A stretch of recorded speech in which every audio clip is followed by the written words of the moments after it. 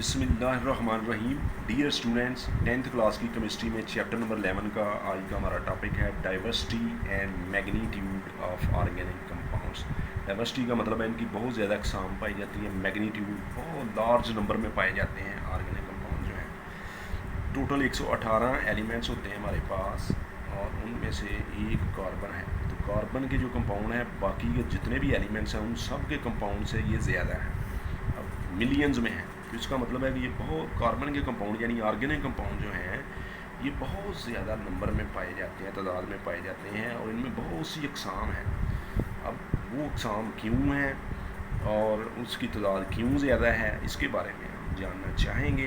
ये 4 प्रॉपर्टीज़ आपके सिलेबस में दी गई हैं जिनकी वजह से कार्बन के कंपाउंड्स में वैरायटी और अक़साम भी ज़्यादा होती हैं और तादाद भी बहुत ज़्यादा होती है। पहली प्रॉपर्टी है कैटिनेशन, दूसरी होती है आइसोमरिज्म, तीसरी है strength of covalent bonds of carbon और चौथी प्रॉपर्टी होती है मल्टीपल बॉन्डिंग। इनके बारे में हम एक जायज़ा लेते हैं। सबसे पहले कैटिनेशन क्या चीज़ होती है। कैटिनेशन कार्बन के एटम्स की सलाहियत है कि ये लंबी चेनें बना सकते हैं।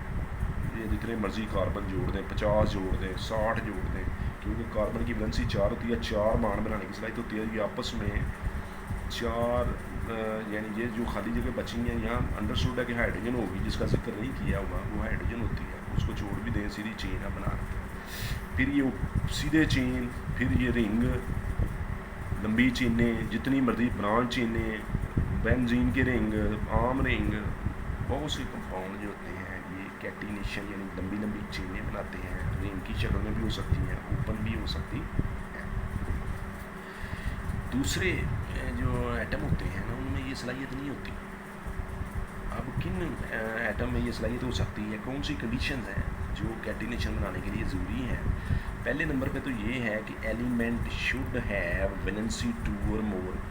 ऐसे एलिमेंट जिनकी वैलेंसी 2 या 2 से ज़्यादा होगी। नंबर 2, उनके जो आपस में बॉन्ड बनते हैं वो ज़्यादा स्ट्रांग होते हैं, बजाय कि मसलन ये देखें कार्बन और कार्बन का आपस में बॉन्ड बना है और कार्बन का ऑक्सीजन के दरमियान बॉन्ड बना है। तो कार्बन टू आपस में जो उनका बॉन्ड होता है वो ज़्यादा स्ट्रांग होता है किसी दूसरे एलिमेंट की निस्बत। अब ये देखिए कार्बन टू कार्बन बॉन्ड को तोड़ने के लिए 355 किलो जूल पर मोल एनर्जी चाहिए। 1 मोल अगर ये दिए हो तो उनको तोड़ने के लिए इतनी एनर्जी चाहिए, लेकिन कार्बन टू ऑक्सीजन बॉन्ड को तोड़ने के लिए 351 किलो जूल मोल। इसका मतलब इसको ज़्यादा एनर्जी चाहिए है, तो ये ज़्यादा स्ट्रांग बॉन्ड होता है। इसी तरह इसके करीब तरीन होता है सिलिकॉन। सिलिकॉन की भी वैलेंसी 4 होती है, लेकिन सिलिकॉन टू सिलिकॉन बॉन्ड को तोड़ने के लिए 200 किलो जूल पर मोल एनर्जी चाहिए और सिलिकॉन टू ऑक्सीजन बॉन्ड को तोड़ने के लिए 452, यानी कि सिलिकॉन और ऑक्सीजन के दरमियान जो बॉन्ड है ये ज़्यादा स्ट्रांग है, बजाय कि सिलिकॉन का बॉन्ड जो है वो स्ट्रांग होता। तो ये बड़ी अहम बात है कि कार्बन के यानी ऐसा कैटिनेशन वो एलिमेंट शो करेगा जिसका आपस में जो बॉन्ड है वो ज़्यादा स्ट्रांग हो, बजाय निस्बत किसी दूसरे एलिमेंट के।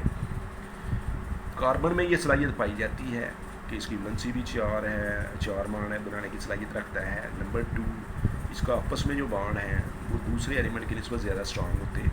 इस वजह से ये लंबी लंबी चेनें, जंजीरें बनाता है, जिसकी वजह से कार्बन के कंपाउंड बहुत ज़्यादा तादाद में पाए जाते हैं। दूसरी प्रॉपर्टी है आइसोमरिज्म। आइसोमरिज्म का मतलब होता है ऐसे कंपाउंड जिनका मॉलिक्यूलर फार्मूला सेम हो लेकिन उनका स्ट्रक्चरल फार्मूला डिफरेंट हो, एटमों की अरेंजमेंट डिफरेंट हो। मिसाल के तौर पर ये देखें, मॉलिक्यूलर फार्मूला है C5H12।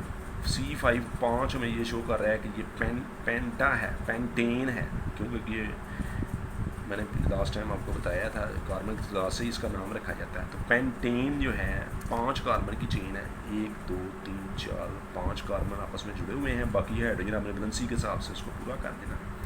इसका नाम ये सीधी चेन है, इसे N पेंटेन कहते हैं। अब ये देखें कि यही 1 2 3 4 5वां कार्बन ये है, ये भी 5 कार्बन है, फार्मूला भी सेम है, लेकिन इनकी तरतीब डिफरेंट है। यहाँ पर ये 4 की लंबी चेन है और एक जो है वो ब्रांच है, इसे कहते हैं आइसोपेंटेन। अब ये तीसरे को देखें, ये सेंटर में कार्बन है, 4 इसमें लहर बॉन्ड बना है, 1 2 3 4 5 कार्बन टोटल है, फार्मूला सेम है, एटमों की तरतीब डिफरेंट है। तो इस एक ही कंपाउंड एक ही फार्मूले का है और ये 3 मुख्तलिफ शक्लों में पाया जा रहा है। उनके नाम भी डिफरेंट है, प्रॉपर्टीज़ भी डिफरेंट है। तो ये सलाहियत जो है वो आम एलिमेंट्स में के कंपाउंड्स में नहीं होती। एक ही फार्मूला मसलन देखना NaCl है, अब इसका एक ही शक्ल बनेगी, और कई जो है वो आप इनऑर्गेनिक कंपाउंड्स के फार्मूले लें तो वो ज़्यादा एक बना देगा कोई। इस तरीके से आइसोमरिज्म का फिनोमेना बहुत कम, वो आगे जाके वो उसके ऊपर डिस्कशन होगी कि वहाँ भी होता है लेकिन बहुत कम। तो एक एक फार्मूले के तहत कई कई कंपाउंड बन सकते हैं। अब कार्बन की तादाद जितनी ज़्यादा होती जाएगी, ये आइसोमरिज्म जो आइसोमर्स ये जो कंपाउंड बन रहे हैं इन्हें आइसोमर्स कहते हैं। तो ये मॉलिक्यूलर फार्मूला सेम है, इनके स्ट्रक्चरल फार्मूले डिफरेंट हैं। ऐसे इस कुदरती अमल को आइसोमरिज्म कहते हैं, इस कुदरती अमल को। तो इस वजह से कार्बन के कंपाउंड बहुत ज़्यादा बनते हैं कि एक फार्मूले के तहत कई कई कंपाउंड हैं, हज़ारों की तादाद में भी आइसोमर हो सकते हैं। जैसे जैसे कार्बन की तादाद बढ़ती जाएगी आइसोमर की तादाद भी बढ़ती जाएगी। तीसरा पॉइंट है strength of covalent bonds of carbon. Carbon के जो कोवलेंट बॉन्ड्स होते हैं इनकी स्ट्रेंथ ज़्यादा होती है, जिसका ऊपर भी मैं जिक्र कर चुका हूँ। स्मॉल साइज कार्बन एटम होता है, स्ट्रॉन्ग कोवलेंट बॉन्ड्स होते हैं कार्बन के साथ, ये ऊपर जो मैंने जिक्र किया था उसको तोड़ने के लिए ज़्यादा एनर्जी चाहिए होती है, तो उसकी स्ट्रेंथ जो है वो ज़्यादा होने की वजह से वो कंपाउंड पॉसिबल होते हैं।